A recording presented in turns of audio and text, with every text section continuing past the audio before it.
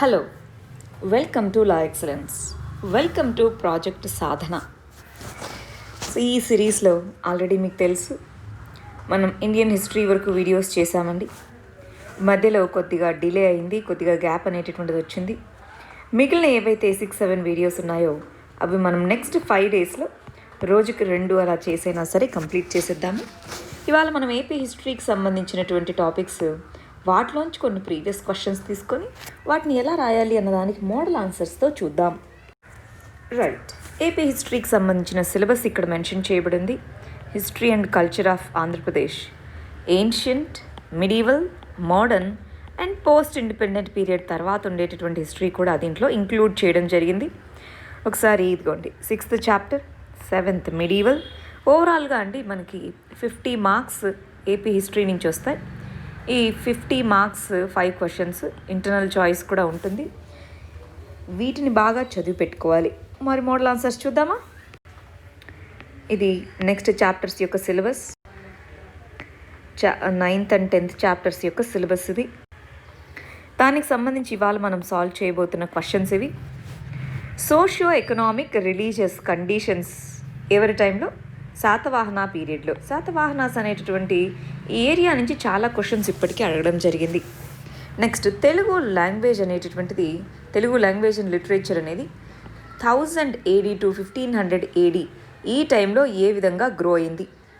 Vijayanagara umpire యొక్క cultural contribution ఎటువంటిది? ఆంధ్రప్రదేశ్ యొక్క రీఆర్గనైజేషన్ జరిగినప్పుడు ఎంతవరకు ప్రాబ్లం సీరియస్నెస్ ఏంటి?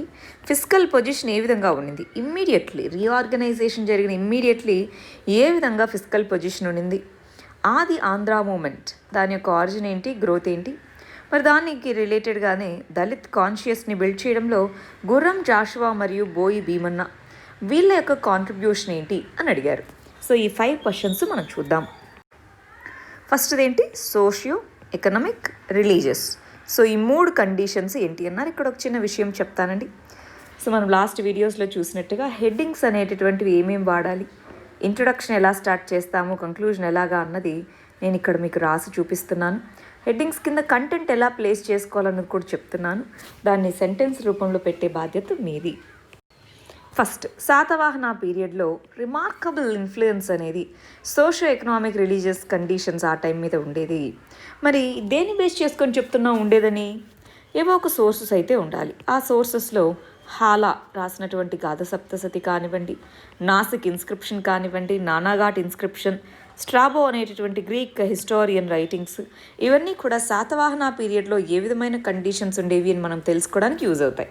రైట్, అంటే ఇంట్రొడక్షన్లో చాలా కాంట్రిబ్యూషన్ ఉంది, మరి దానికి ఎవిడెన్స్ కూడా చెప్పాలి. ఆ ఎవిడెన్స్ కోసం మనం ఇది రాసాము. మరి ఫస్ట్ 2 కాంపోనెంట్స్ కదా. First heading socio economic conditions, ఇలా హెడ్డింగ్ పెట్టేసుకున్నాక మ్యాట్రియార్కల్ సొసైటీ ఉండడము, కాస్ట్ సిస్టమ్ ఫుల్గా మెచ్యూర్ అవ్వలేదు, అష్టదశ ప్రొఫెషన్స్ అనేటటువంటి ఉన్నాయి, అగ్రేరియన్ సొసైటీ, ఇక్కడ సోషియో ఎకనామిక్ రెండింటినీ కలిపి రాస్తున్నాం. సో అగ్రేరియన్ సొసైటీ, ట్యాక్స్, ఇదంతా కూడా అగ్రికల్చర్ నుంచే వచ్చేది. ఎక్స్టెన్సివ్గా ట్రేడ్ అండ్ కామర్స్ అనేటటువంటిది ఉండేది.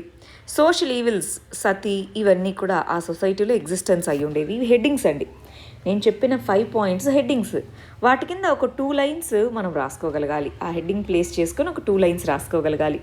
Next, religious conditions. శాతవాహన పీరియడ్లో రిలీజియస్ కండిషన్స్ ఏంటి అని. సో బ్రాహ్మణిజం, బుద్ధిజం, ఈ 2 రిలీజియన్స్ ఎగ్జిస్ట్ అయ్యి ఉన్నాయి. మనకి జైనిజం కూడా ఉండింది, బట్ మేజర్లీ ఇవి 2 ఎక్కువ రిలీజియన్ వైజ్గా ప్రామినెన్స్ పొందాయి. మరి పురాణిక్ గాడ్స్ అయినటువంటి రాముడు, కృష్ణుడు, సో వీళ్ళని పూజించడం కూడా ఇక్కడ మరి ఎక్కువగా ఉండేది. చైత్యకవాద బుద్ధిజం, చైత్యకవాద మహాయాన బుద్ధిజం అన్నమాట. సో దీంట్లో ఈ బుద్ధిజం అనేది కూడా ఈ టైంలో బాగా ఆదరణ పొందడం జరిగింది. జైనిజం, కంద కుందనాచార్య అనేటటువంటి ఈ వ్యక్తి కింద అది ఇంపార్టెన్స్ పొందింది. ఇలాగ రిలీజియస్ కాంట్రిబ్యూషన్ ఏంటి, సోషియో ఎకనామిక్ కాంట్రిబ్యూషన్ ఏంటి రాసుకున్నాం. మరి కంక్లూజన్ ఎలా చెప్పచ్చు? సో ఓవరాల్గా శాతవాహన పీరియడ్ అనేటటువంటిది ట్రాన్సిషన్ ఫేజ్ని చూపించింది సోషియో ఎకనామిక్లో. కానీ రిలీజన్ వైజ్గా 3 రిలీజన్స్, అటు బుద్ధిజం, జైనిజం, హిందూయిజం, మూడిటికి కూడా ఇంపార్టెన్స్ అనేటటువంటి బ్రాహ్మణిజం అంట. సో మూడిటికి కూడా ఇంపార్టెన్స్ అనేది ఇవ్వడం జరిగింది. పీస్ఫుల్ కో ఎగ్జిస్టెన్స్ అనేటటువంటిది ఈ పీరియడ్లో ఉండింది. ఇలాగ మనం ఎండ్ చేయగలము. రైట్. పాయింట్స్ అనేవి బాడీలో రాసిన పాయింట్స్ అన్నీ అవే రాస్తాం, దాన్ని ఎలా ప్రజెంట్ చేస్తామన్నది డిఫరెంట్గా ఉంటుంది. కంక్లూజన్స్, ఇంట్రొడక్షన్స్ మనం డిఫరెంట్గా రాసుకోవచ్చు. నెక్స్ట్ క్వశ్చన్ చూడండి, ఇది కూడా చాలా రిపిటేటివ్గా అడిగినటువంటి క్వశ్చన్. తెలుగు లాంగ్వేజ్ అండ్ లిటరేచర్కి సంబంధించి 1000 నుంచి 1500 AD లోపు జరిగినటువంటి కాంట్రిబ్యూషన్ ఏంటో చెప్పండి అని అడిగారు. 2017లో అడిగిన క్వశ్చన్ అండి. మరి దీనికి ఇంట్రొడక్షన్, బాడీ, కంక్లూజన్ ఎలా రాయాలో చూద్దామా. ఇంట్రొడక్షన్ ఇక్కడికి వచ్చేటప్పటికి ఈస్టర్న్ చాళుక్యాస్ తర్వాత 1000 AD అంటే ఆ టైంకి వేంగి చాళుక్యాస్ లేదా ఈస్టర్న్ చాళుక్యాస్ వాళ్ళ కింగ్డమ్ డిసింటిగ్రేట్ అయిపోయి ఉంటుంది. సో ఆ పీరియడ్లో పొలిటికల్గా చాలా ఇన్స్టెబిలిటీ, అన్స్టేబుల్గా ఉన్నటువంటి సిచ్యువేషన్. కానీ ఇలాంటి సిచ్యువేషన్ ఉన్నప్పటికీ కూడా తెలుగు లిటరేచర్ అండ్ లాంగ్వేజ్ యొక్క డెవలప్మెంట్ చాలా రిమార్కబుల్గా ఉండింది. మరి ఎలాగో చూద్దామా. ఇవి రాయాలన్నప్పుడు ఎగ్జాంపుల్స్ మనం కంపల్సరీగా రాయాలి. సో ఏ లిటరేచర్ డెవలప్ అయింది, ఎవరు వాళ్ళు అన్నది మనం రాయాలి. అందుకని బాడీలో హెడ్డింగ్ వచ్చేటప్పటికి growth of Telugu language and literature ఏ టైంలో 1000 to 1500 AD. సో ఇక్కడ కవిత్రయం అంటే ఎవరు, మన నన్నయ్య, తిక్కన, ఎర్రన. సో వీళ్ళు ఈ టైంలో తెలుగు లాంగ్వేజ్ అండ్ లిటరేచర్కి కాంట్రిబ్యూట్ చేశారు. మహాభారతంని ట్రాన్స్లేట్ చేయడం జరిగింది.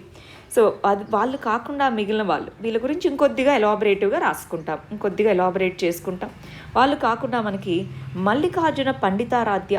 సో ఈయన శతక లిటరేచర్కి నాంది పలకడం జరిగింది. మల్లికార్జున పండిత అని పిలుస్తాం. కేతన మరి దశకుమార చరిత్ర అనేది రాయడం జరిగింది. దేశీ కవితా మూమెంట్ పాల్కురికి సోమనాథుడు. సో ఈయన టైంలో దేశ కవితా మూమెంట్ అనేది మొదలైంది. బద్దెన సుమతీ శతకంని రాయడం జరిగింది. బమ్మెర పోతన ఇంపార్టెంట్. బమ్మెర పోతన ఆంధ్ర మహాభాగవతం దీన్ని రాయడం జరిగింది. శ్రీనాథుడు వచ్చేటప్పటికి శృంగార నైషధం అనేటటువంటిది రాయడం జరిగింది. పెదకోమటి వెంకట వేమారెడ్డి. సో ఈయన సాహిత్య చింతామణి, ఈయన రూలర్ అయినప్పటికీ సో లిటరేచర్కి ఎంతగానో కాంట్రిబ్యూట్ చేశారు. ఈ విధంగా మన కవిత్రయం దగ్గర నుంచి ఇంకా మనకు అష్టదిగ్గజాలు మొదలవలేదు. 1500 AD తర్వాత అష్టదిగ్గజాలు వస్తారు. సో దానికి ముందు ఏ విధమైనటువంటి కాంట్రిబ్యూషన్ ఉంది తెలుగు లాంగ్వేజ్ అండ్ లిటరేచర్కి అన్నప్పుడు మీరు ఎలాబరేట్ చేయాలండి. దీంట్లో ఏం రాశారు, వాళ్ళ కాంట్రిబ్యూషన్ అంటే 2 లైన్లు. నేను రాసినటువంటి ఈ 7 పాయింట్స్ ఏవైతే ఉన్నాయో ఇంకా అడిషనల్గా ఉంటాయి, బట్ నేను ఇక్కడ మీకు చూపించడానికి ఈ 7 పాయింట్స్ రాశాను. ఒక్కొక్క దాని కింద 2 లైన్స్ రాసుకున్నా సరే దీన్ని కంప్లీట్ చేయగలము. మరి కంక్లూజన్ ఎలా రాయొచ్చు. అందువల్ల ఈ కాంట్రిబ్యూషన్ వల్ల ఈ పీరియడ్ని గోల్డెన్ పీరియడ్గా పేర్కొనవచ్చు. తెలుగు లాంగ్వేజ్ అండ్ లిటరేచర్కి ఒక గోల్డెన్ పీరియడ్గా మనం పేర్కొనవచ్చు అని చెప్తున్నాము.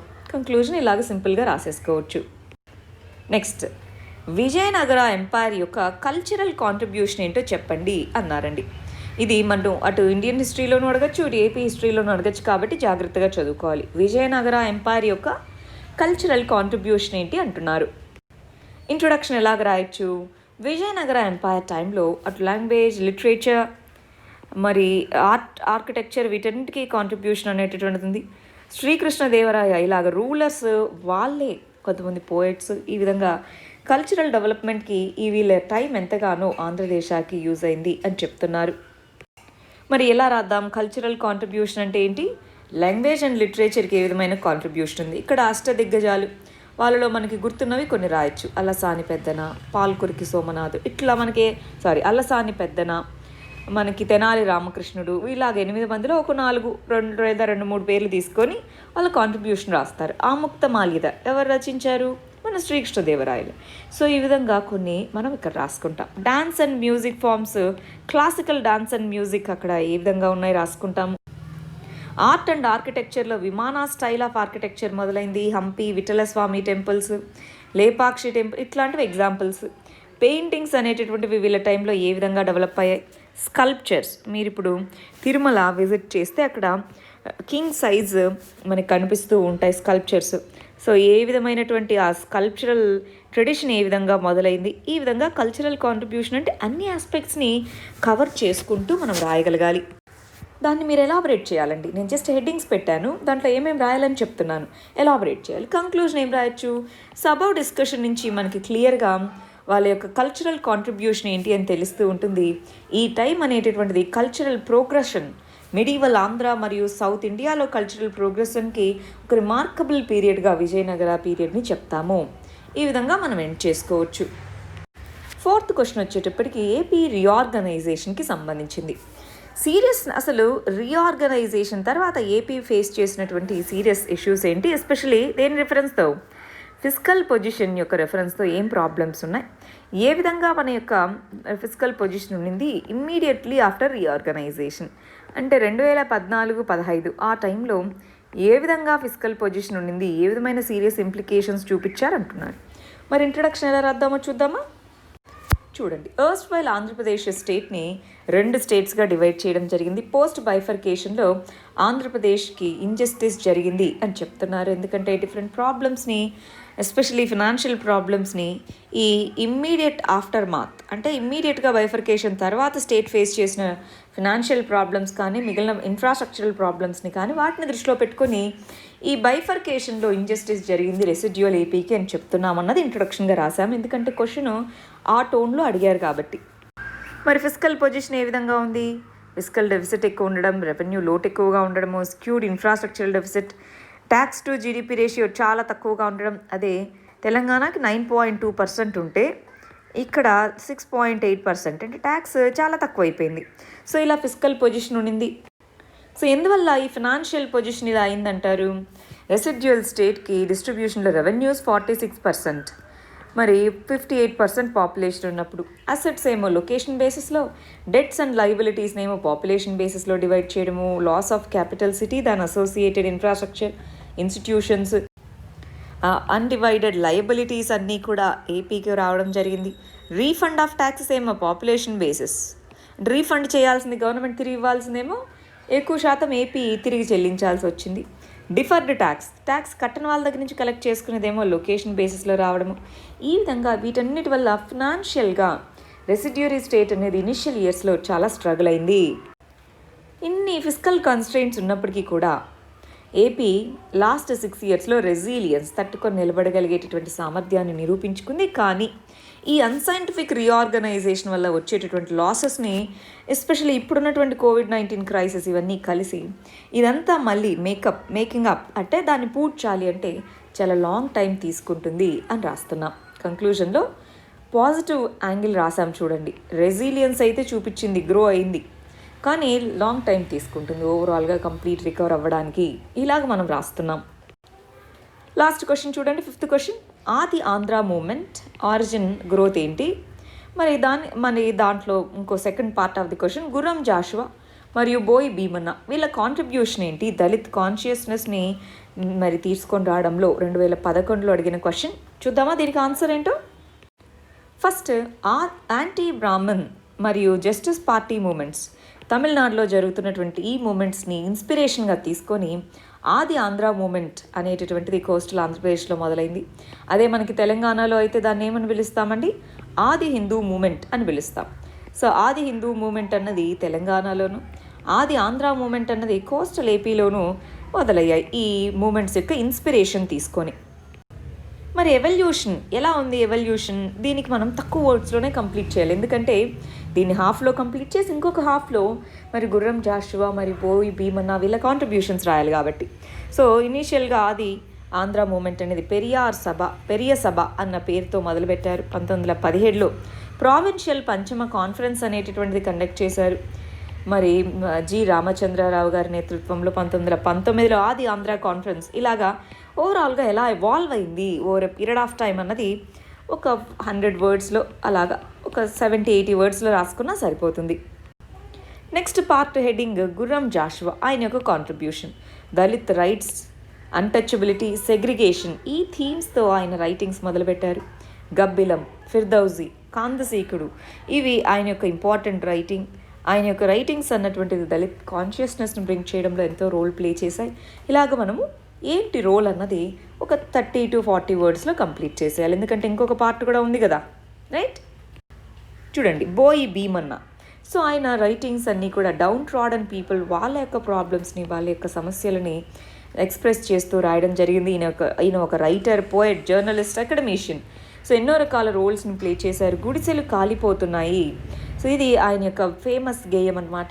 దీని ద్వారా ఎంతోమందిని మరి ఉత్తేజపరిచినటువంటి రోల్ బోయ్ భీమన్న గారిది. ఆయన ఎమ్మెల్సీగా కూడా ఉన్నారు. ఈ విధంగా ఆయన కాంట్రిబ్యూషన్స్ ఎన్నో ఉన్నాయి అన్నట్టుగా మనం రాసుకుంటాం. ఇది కూడా ఈ క్వశ్చన్లో 30 to 40 వర్డ్స్లో రాసుకుంటే మనకి సరిపోతుంది. మరి ఎలా ఎండ్ చేయాలి ఇలాంటి ఆన్సర్స్? ఒక మెథడ్ ఇదండి. వీళ్ళతో పాటు ఎంతోమంది ఎమినెంట్ లీడర్స్ దళిత్ రైట్స్ కోసం పోరాడారు. ఆది ఆంధ్ర మూమెంట్ అనేది వీళ్ళతో పాటు intellectuals, poets, academicians plus common పీపుల్ని కూడా ఇన్స్పైర్ చేసింది దళిత్ రైట్స్ మరియు జస్టిస్ కోసం. ఇలాగ మనము ఓవర్వ్యూ లాగా కంక్లూడ్ చేయొచ్చు. ఇంకా డిఫరెంట్ మెథడ్స్ కూడా ఉంటాయి. అవి మనము ఏ విధంగా రాయొచ్చన్నా చూసుకోగలగాలండి. ఇవి మన 5 క్వశ్చన్స్. సో ఇందాక స్టార్టింగ్లో చెప్పినట్టు అన్నీ మనం ఏవైతే ప్రామిస్ చేశామో ఆ సెషన్స్ అన్నీ కూడా మనం కంప్లీట్ చేస్తామండి. త్వరగానే కంప్లీట్ చేస్తాం, ఇబ్బంది ఏమీ ఉండదు. All the very best. Thank you very much. బాగా ప్రిపేర్ అవ్వండి.